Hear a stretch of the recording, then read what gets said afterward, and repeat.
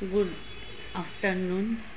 আমি যেহেতু কালকেও আমার নির্ধারিত ব্লগ দেওয়ার কথা ছিল, কিন্তু আমি দিতে পারি নাই।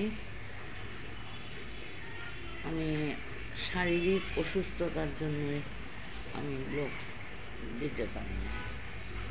এতদিন তো আমি আমার মুখটা ফুলা দেখে আমি হয়তো মনে করেছি যে ওটা সাময়িক এটা ফুলে কমে যাবে, কিন্তু পরপর 3বার আমার 3 মাসে 3বার একটা ইউরিন ইনফেকশন হয়ে গেল। তাই আমি ডাক্তারের কাছে যেতে আমি হলাম, কারণ এরকম ঘন ঘন ইনফেকশন হওয়াটা ভালো না। গতিকে আমি ছেলেকে আমি বললাম যে আমার তো এরকম হয়ে যায়, কী করবো? ও বললো ঠিক আছে, তুমি এক কাজ করো, ডাক্তার দেখিয়ে নাও। কারণ ডাক্তার অবশ্য আমার নিজের মানুষ, আমার মশাত্ত ভাই, সে কিডনির ডাক্তার। যথারীতি ছেলে অনেকগুলো পরীক্ষার টেস্ট দিয়েছে, সবগুলাই করিয়ে নিয়ে আমি গেলাম। দেখিয়ে ও দেখে তো বললো ঠিক আছে, একটা রিপোর্ট দিবে 3 দিন পর, 4 দিনের দিন। ওই রিপোর্টটা আসুক, তারপরে দেখা যাক। আর এবার যে মানে অপারেশন করার পর আমার খুব যে আমি একটা সুস্থতা কিন্তু না, আমি প্রায় সময়ই ব্লগ দিতে পারি না। আগে আমি ব্লগ করেছি, দিয়েছি, কিন্তু এবার আমার মানে এটা সম্ভব হচ্ছে না। এই চোখ নিয়ে 2023 সালে একবার চোখের সমস্যা হয়েছিল। চোখের মধ্যে যেমন মনে হচ্ছিল যেমন রক্ত বের হয়ে যাচ্ছে।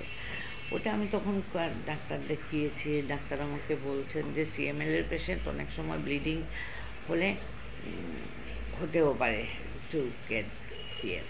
উনি পরীক্ষা নিরীক্ষা করিয়ে দেখলেন না, কোনো কিছুই নেই। তবে উনি দিলেন, ঔষধ দিলেন।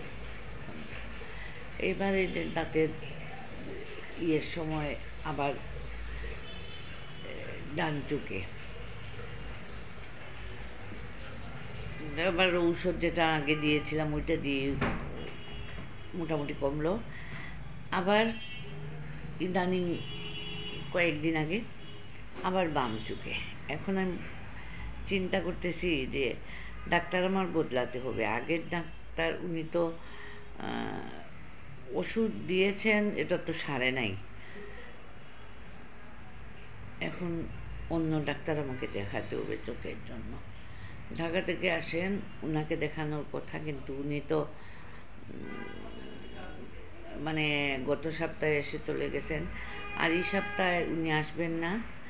এখন দেখি আরও কাউকে দেখানো যায় কিনা না। কিন্তু এত সব যে অসুখ বিসুখের মধ্যে আমি কিন্তু কোনো কাজকর্ম কোনো কিছু আমি করতে পারতেছি না, কোনো ইয়েই না। এই আগামীকাল আরও 2টা পরীক্ষা আছে, সবগুলোই আমি আবার পরে এই কিডনি ডাক্তার ওনার সাথে আমি যোগাযোগ করতে হবে। তো এভাবে মানে প্রায় মাসেই আমার এরকম হচ্ছে, যে কারণে আমি ব্লগ ভিডিও আমি সম্পূর্ণভাবে দিতে পারতেছি না। আজও আমি কোনো ভিডিও করি নাই, কালকেও করতে পারবো কিনা জানি না, কারণ শরীর সুস্থ না থাকলে কোনো কিছুই ভালো লাগে না। হয়তো কিছুদিন আমার ভিডিও দেওয়া সম্ভব হবে না। যাই হোক, আপনারা ভালো থাকবেন, আর আমার জন্য একটু